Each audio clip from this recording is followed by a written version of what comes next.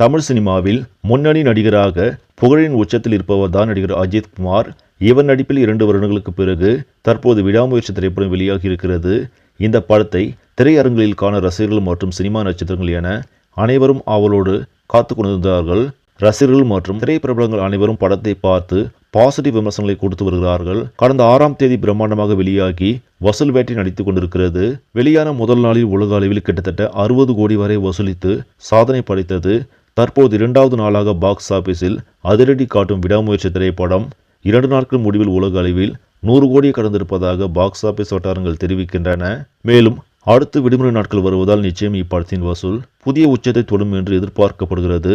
அது மட்டுமல்லாமல் முதல் வார முடிவில் 200 கோடியை கடந்து சாதனை படைக்கும் என்ற எதிர்பார்ப்பும் எழுந்துள்ளது.